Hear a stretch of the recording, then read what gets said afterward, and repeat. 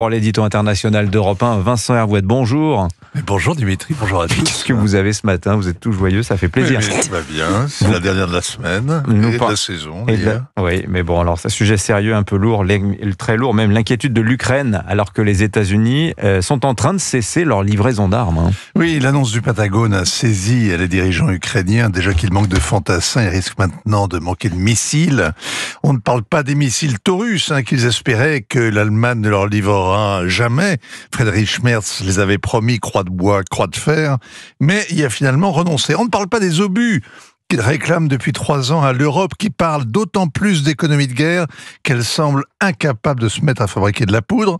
En Ukraine, il y a des centaines de milliers de disparus, morts, blessés, déserteurs, prisonniers. Et depuis lundi, le matériel américain, lui aussi, a disparu. Alors officiellement, c'est une simple affaire d'intendance. Ça n'est pas définitif, ça n'est qu'une pause. Oui, on découvre le sous-secrétaire américain à la Défense. Il s'appelle Elbridge Colby. On l'écoute et on entend le sapeur Camembert. L'inventaire des stocks dans les arsenaux américains aurait révélé qu'il n'était pas au niveau requis par le règlement. Le Wall Street Journal dresse la liste du matériel qui a été illico bloqué en Pologne, des missiles air-sol, d'autres sol-air, et surtout des missiles antimissiles pour les batteries de Patriotes qui protègent les villes ukrainiennes, indispensables en ce moment, car elles n'ont jamais été autant bombardées. L'armée russe a lancé en juin 5000 drones, c'est 10 fois plus que l'an dernier, 5000 drones, c'est-à-dire à peu près 150 par jour, dimanche inclus, et la pause décrétée par Washington va priver les Ukrainiens du parapluie au moment où ces drones tombent drus. Il y a de quoi plomber, au sens propre, le moral de l'arrière. Alors, certains médias américains ajoutent à la liste plusieurs milliers d'obus de 155, des roquettes, des lance-roquettes, etc.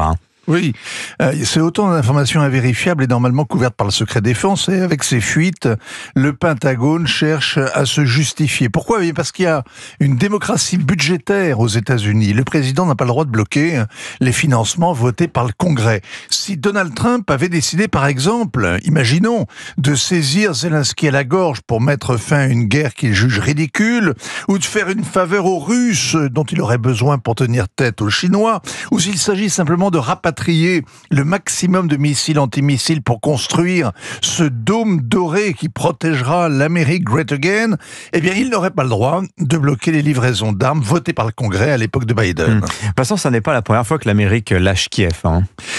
Il y a eu une pause qui était des représailles directes après la scène de ménage dans le bureau ovale. Ça a convaincu l'Ukrainien de lever tous les préalables aux discussions pour parler avec les Russes, et ces négociations ont piétiné.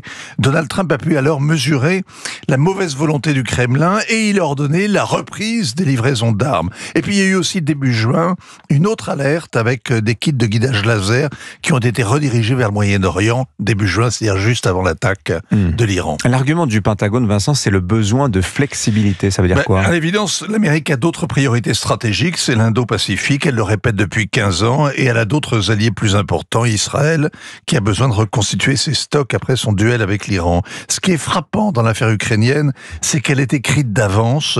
Les Américains ne croient plus depuis longtemps à une solution militaire. Donald Trump exige des négociations politiques, c'est-à-dire que l'Ukraine, en fait, renonce à la justice et à son intégrité territoriale, et que l'Europe cesse de faire du zèle et s'y résigne. Mais il ne se passe rien. On arrive pourtant à l'heure où les masques tombent, et ils tombent comme les missiles. Ces masques tombent d'une manière implacable. Signature Europe 1, ainsi va le monde. Merci beaucoup Vincent Hervouet. Bonne journée à vous, 8h moins le quart. 7h, 9h, Europe 1 matin.